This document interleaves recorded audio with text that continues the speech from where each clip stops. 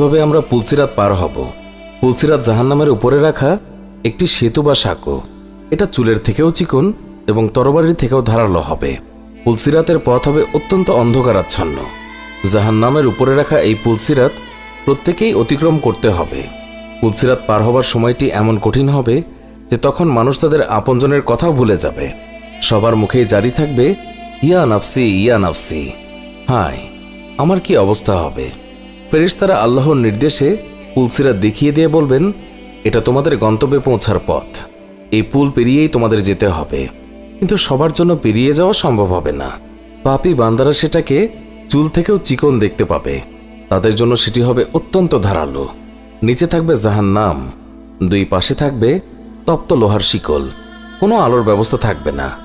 যার যার আমলের আলো দিয়ে সেই পথ অতিক্রম করতে হবে। হযরত আবু সাঈদ খুদরি রাদিয়াল্লাহু তাআলা আনহু থেকে বর্ণিত, তিনি বলেছেন, আমরা রাসূলুল্লাহ সাল্লাল্লাহু আলাইহি ওয়াসাল্লামকে জিজ্ঞাসা করলাম, ইয়া রাসূলুল্লাহ, পুলসিরাত কেমন হবে? নবীজি বললেন, তা মসৃণ ও পিচ্ছিল হবে। তাতে থাকবে অসংখ্য লোহার শিকল ও আংটা, আর থাকবে অসংখ্য কাঁটাযুক্ত দাঁতালো মাথা। তারা ওই পুলে আরোহণ করা মাত্রই তাদের পা কেটে নিম্নস্থ জাহান্নামে নিক্ষিপ্ত হবে। আর নেককারদের জন্য পথ হবে সুপ্রশস্ত ও সুগম। তারা তাদের নেকের তারতম্য অনুযায়ী ভিন্ন গতিতে জান্নাতে পৌঁছাবে। পুলসিরাত হবে অনেক ভয়ঙ্কর। বুখারী ৭৪৩৯, মুসলিম ১৮৩। রাসূলুল্লাহ সাল্লাল্লাহু আলাইহি ওয়াসাল্লাম বলেছেন, সেই দিন কেউ বিদ্যুতের গতিতে, কেউ বাতাসের গতিতে, কেউ ঘোড়ার গতিতে, আর কেউ হাঁটার গতিতে পুলসিরাত অতিক্রম করবে। তিরমিজি ৩১৫৯। আর ফেরেশতারা বলতে থাকবে, হে প্রভু, সহি সালামতে অতিক্রম করাও। হে প্রভু, নিরাপদে পার করাও। কেউ নাজাত পাবে, কেউ আহত হবে, কেউ উপর হয়ে পড়ে যাবে, আর কেউ অধমুখী হয়ে জাহান্নামে পড়ে যাবে। মুসনাদে আহমদ ২৪৮৪৭।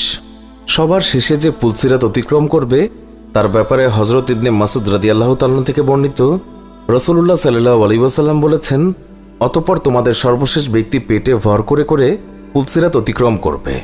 সে বলতে থাকবে, হে রব, আমাকে এত বিলম্ব করানো কেন হলো? তখন আল্লাহ বলবেন, আমি কেন তোমাকে বিলম্ব করাবো? তোমাকে তো তোমার আমল বিলম্ব করিয়েছে। মুস্তাদরাকে হাকিম ৮৫১৯। মুনাফিকদের এবং যেসব ঈমানদার গুনাহ করেছে তাদের জাহান্নাম থেকে উত্থিত সেই সব লোহার শিকল টেনে জাহান্নামে নিয়ে যাবে। হযরত আবু হুরায়রা রাদিয়াল্লাহু তাআলা আনহু থেকে বর্ণিত, নবীজি সাল্লাল্লাহু আলাইহি ওয়াসাল্লাম বলেছেন, পুলসিরাতের দুই প্রান্তে অসংখ্য আংটাযুক্ত করা থাকবে।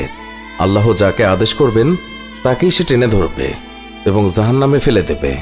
মুসলিম ১৯৫। হযরত আবু হুরায়রা থেকে বর্ণিত, নবীজি সাল্লাল্লাহু আলাইহি ওয়াসাল্লাম ইরশাদ করেছেন, পুলসিরাতে থাকবে কাঁটাযুক্ত বৃক্ষের মতো অসংখ্য আংটা। তোমরা কি কাঁটাযুক্ত বৃক্ষ দেখনি? সাহাবারা বললেন, ইয়া রাসূলুল্লাহ, আমরা অবশ্যই দেখেছি। নবীজি বললেন, অবশ্যই সেই সব আংটা হবে কাঁটাযুক্ত বৃক্ষের মতো। তার পরিণাম সম্পর্কে আল্লাহ ছাড়া কেউই জানে না। বুখারী ৪৭৩৪, মুসলিম ১৮২। ভয়ঙ্কর এই পুল হবে তরবারির ধারের মতো চিকন। পুলসিরাত হবে ধারালো তরবারির মাথার মতো সূক্ষ্ম ও তীক্ষ্ণ।